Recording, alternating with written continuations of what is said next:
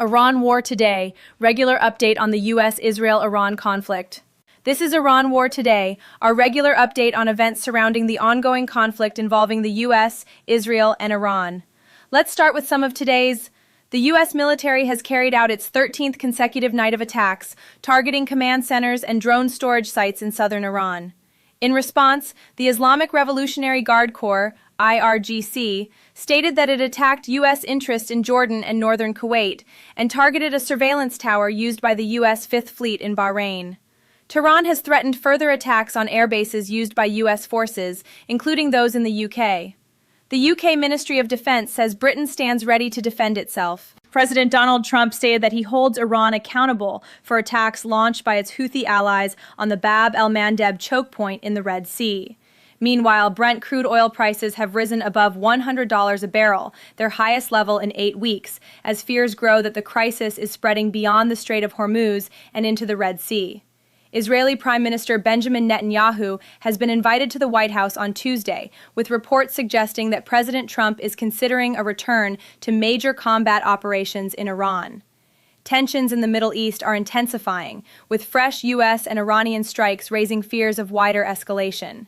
U.S. strikes and Iranian retaliation. The U.S. military confirms it conducted airstrikes on Iran overnight, lasting more than 2 hours. The targets included command centers and drone storage facilities, with explosions reported in multiple locations, including the Revolutionary Guard headquarters in the north. Iranian media reported at least 4 casualties. Tehran has retaliated by continuing to strike U.S. assets across the region, targeting Kuwait, Bahrain, and Jordan with missiles. State media claim they hit an Amazon data center in Bahrain, though neither the tech giant nor the Bahraini government has confirmed this report.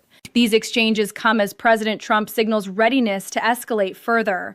On Thursday, he told the news website Axios, "I'm considering a massive attack, but bigger than ever before. I'm close to making a decision. We are all set for it." He added that Iran has still not received enough pain. It is notable that Prime Minister Netanyahu is due at the White House on Tuesday, where discussions will likely focus on the war. Regarding the threats of another massive attack, do you think this is in the planning stages, or is it just pressure tactics? It is difficult to tell because the president can freewheel and riff on these topics at will. However, he is clearly exploring options because the current strategy isn't achieving his desired outcomes. Iran hasn't crumbled. Despite weeks of bombing and 13 days of recent strikes, they retain the ability to hit back at bases across the region and target shipping in the Strait of Hormuz. He is exploring new options, including the threat of all-out war, although experience suggests Tehran does not necessarily respond to such threats. Consequently, we are hearing suggestions that the U.S. is exploring other avenues with European allies, potentially involving a high-level meeting in London next week to discuss securing the strait. France and the UK have capabilities for mine clearance and autonomous devices, a gap in the U.S. Navy's capabilities. However, Europeans are unlikely to deploy assets into a hot war zone. Marco Rubio recently met with Russian officials, raising questions about Russian arms sales to Iran, particularly in light of American troops killed in action. President Trump has warned Russia and China against arms sales to Iran. What more do you know? This is a significant concern. There is an extensive existing relationship between Russia and Iran regarding drone technology. It has been a two-way process, with Iran providing drones to Russia for the war in Ukraine. Washington is concerned about a backdoor, allowing supplies into Iran despite U.S. efforts to destroy them. This explains the president's recent warnings and the cooling of relations with Moscow. The second front, Houthis and the Red Sea. Houthi rebels in Yemen have opened a second front, attacking 2 Saudi oil tankers in the Bab el-Mandeb Strait. They accuse the ships of violating a naval blockade imposed on Saudi Arabia. This threatens a second major choke point after Iran's closure of the Strait of Hormuz in February, putting much of the world's oil supply at risk. President Trump stated he would hold Iran accountable for any Houthi attacks, expressing disappointment in the militants and vowing major military punishment. Sally Nabil, BBC Arabic. Houthi militants have long threatened to disrupt navigation in the Red Sea. As an Iran proxy operating in Yemen, they control the Gulf of Aden and the Bab el-Mandeb Strait, the southern entrance to the Red Sea. If the Houthis halt navigation here, combined with the effective closure of the Strait of Hormuz by Iran, it would be a major blow to maritime trade, as a significant bulk of global oil and gas passes through these lanes. The Houthis recently announced a naval blockade on Saudi ports. One tanker has reportedly caught fire, though no casualties were reported. Economic impact. Oil prices retreated slightly today after hitting a high of $102 a barrel on Thursday, the first time prices broke $100 since May. Brent crude was trading around $97 this morning. A month ago, prices were at $70, pre-war levels. While not as high as the conflict peak of $120, sustained high prices are a concern for global economies. Higher oil and gas prices increase fuel, transport, and household goods costs, potentially stoking global inflation. This could force central banks to raise interest rates rather than cut them, increasing borrowing costs for governments and businesses. A complicating factor is President Trump's tariffs.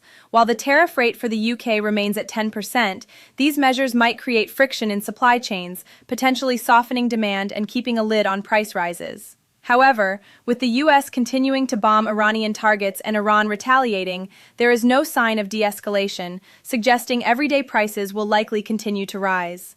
Threats to Europe and UK bases. The Iranian leadership has warned that any country assisting the US in an attack on the Islamic Republic will face consequences. Beyond attacks on Gulf allies, Iran has threatened Bulgaria and the UK for allowing US forces to use their air bases. Iran's military claimed a US B-1 bomber flew from RAF Fairford in southwest England to join attacks, making the base a legitimate target. The UK Ministry of Defense states it is ready to defend itself.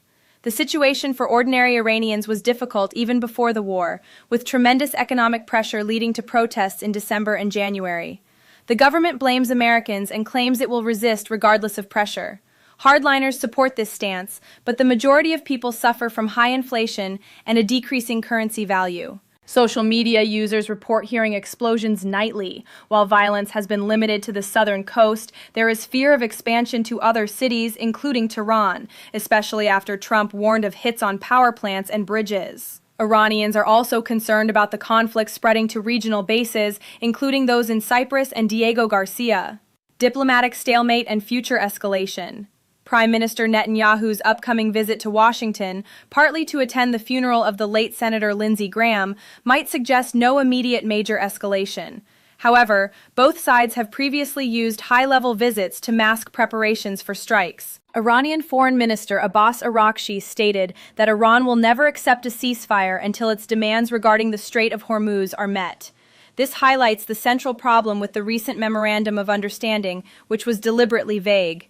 The core issue remains the management of the strait. Iran believes it should share control with Oman and potentially levy tolls, while the U.S. insists it is an open international waterway. This fundamental misunderstanding drives both the failed negotiations and the renewed fighting. A conference on the Strait of Hormuz is scheduled for next week in London, attended by U.S. Defense Secretary Hagel and General Keane. The UK and France have led efforts to make the strait safe, but have insisted they will only deploy once fighting stops. It is unlikely Europeans will change this position while hostile activities continue, suggesting the U.S. may be seeking coordination rather than immediate joint military engagement. Finally, the Bab el-Mandab Strait, Gate of Tears, poses a significant risk. The Houthis, allied with Iran, have resumed their conflict with Saudi Arabia, imposing a blockade on Saudi shipping. If this expands, it will place immense pressure on international oil supplies and create a major political and military headache for the West. Thank you for watching this edition of Iran War Today.